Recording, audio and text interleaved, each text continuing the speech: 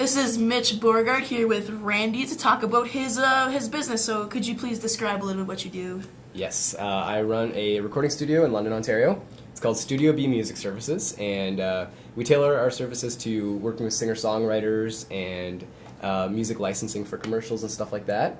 And we're also a mobile studio, so what that means is we can pack up everything, throw it in a truck, take it to a concert hall, take it to someone's cottage to record their band, basically anywhere where there's power where we can set up and record. All right, when you are talking about music licensing, what exactly does that refer to? That refers to writing very sort of generic sounding audio samples that we'd send to another company away that does licensing for commercials and stuff like that. So we'd send them bulk music of maybe one of each genre that we can work on, so maybe like a country song and a rock song, a dance beat or something like that. And we basically just send it to them and hope that they find a position for it in some sort of commercial or movie or something like that. All right.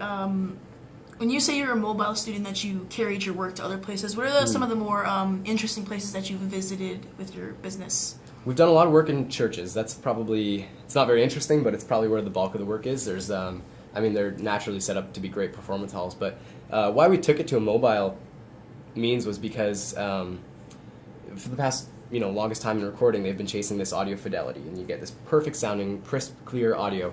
But oftentimes it takes a toll on the artist. So the musician feels uncomfortable because they're in a studio, there's lights on them, there's engineers. So we want to take it to their space, take it to where they're comfortable, get them in a natural environment so we get that nice sort of vibey recording. All right, so when you first started up, why did you choose to make your own business instead of working for somebody else in the music industry? When I started up, I was going to go that route into working with other people, and I found more and more that as I opened my own business, it's a lot of time I'm working with other people anyways. We're working with other studios, other musicians. Musicians are all independent workers, so we're working with a lot of other businesses. So it's a very big community, really. But I found that I'd like to open up the spot because, coming across studio jobs right now, there just aren't many of them. People work in the studio till they're 65, and there's 4 people in some of the biggest studios, so there aren't many jobs out there. All right, so what are the some of the more bigger advantages to working for yourself instead of working for someone else? I make my own schedule. That's huge. That's cool. I'll never have to miss a kid's soccer game, anything like that. That's something that's very cool about being an entrepreneur. I don't have kids, but when the time comes. Other perks, I make decisions that kind of scare me, that I didn't know I'd ever make. Where to spend X amount of dollars. That's when you're opening up a business. There's a lot of investment money at the beginning, and that's some huge responsibility. So it's really cool. It's a big learning curve, and it's nice to tell people that I own my own business. That's kind of exciting to say. I never thought I'd say that. Yeah. It's cool. Cool. So what do you think it means to be an entrepreneur? To be an entrepreneur, I would say means getting past that stigma that there are no jobs out there. I have so many friends my age right now that are graduating university or coming out of college or whatever, and they say, there's no jobs, no one's hiring, no one's doing this, no one's doing that. Being an entrepreneur is saying, yeah, the work is out there, I'll make it. Like if I went into the grocery store industry, you open up a grocery store, people are going to come. They want food, it's all about supply and demand, and recording's no different. There's a demand for it. You just got to be able to supply the right product and the right cost and the right vibe and stuff like that. So it's making the position for yourself instead of expecting it to be there for you. Okay, so when you first went into university, what were your plans for your future after you finished schooling? Since university, my plans have changed drastically. I had no clue. Well, no, I've always been very certain about what I want to do, but I'm not doing now what I thought I would be doing before school, during school, or after. My original plan was to be an orchestra conductor, so I went to Western for music, and then I wanted to get into recording, so I went to OEArt, and then I wanted to get into film audio, so I moved out east for a week and decided after a very, very short amount of time that I didn't like it. And then I had an apartment in Toronto, and then I moved back to London. So all for various different jobs, and a buddy of mine, my business partner, told me when I was out east, he said, if you ever decide to move back, I'll open up a business with you and we'll make it happen. I said, you know what, I might just take you up on that. So if you could have done anything different, would you have? Definitely not. I don't think so. I'm having a lot of fun. It's really tough to say because we're at such an early stage in the business that it's not exactly self-sustaining yet. We're at sort of that middle ground where we're trying to get out there and meet as many people. So even now, when it's really tough, I'd still say no. I really enjoy it. Okay, so now we're going back to the topic of your business. So Yeah. when you first started up, could you describe what it looked like compared to now? How far you have progressed in that? Well, when we started the business, we basically just sort of elaborated on clients that we were already getting. So we do a lot of work with classical musicians from the university, and that's sort of a constant thing. They're always going to be there. They're always going to be using recording services. But we just wanted to up the value of our products. So we went out and got some money, got some new gear to basically take our recordings from here to here. So it looks much different now. So have you found that you have more, but not more, but different clientele than when you first started? Definitely, yeah. There's so many variables that determine who's going to come to you. It's all about what product you're offering, I think. And for the example of the recording industry, we got offered a space that has a grand piano.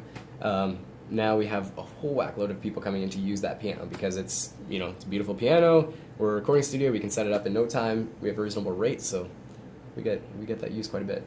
Okay. So what would you say to a youth who didn't think entrepreneurship was a realistic career choice? I understand why they would feel that way. It's a scary industry. It's not, there's no 9 to 5 element to it. It's not like I go in, punch my card, I'm done.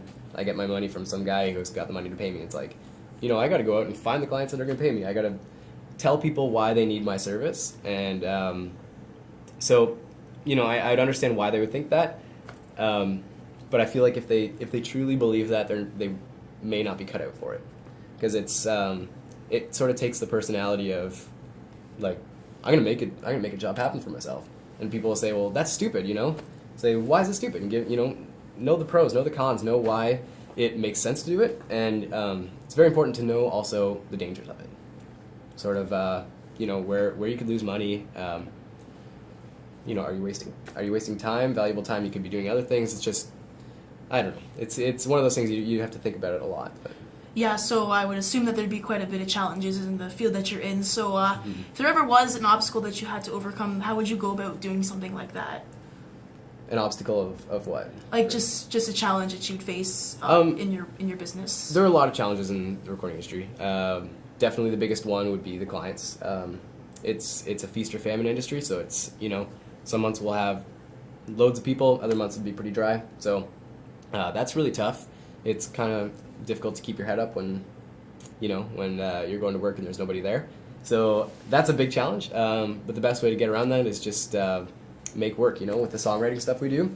The reason we do that is because there were loopholes in our schedule. We had time to fill, so we thought, let's make some sound samples and try to sell them, and that's what we did. So basically, again, entrepreneuring within our own business, we're coming up with ideas to fill our time, to make money, all for one greater project.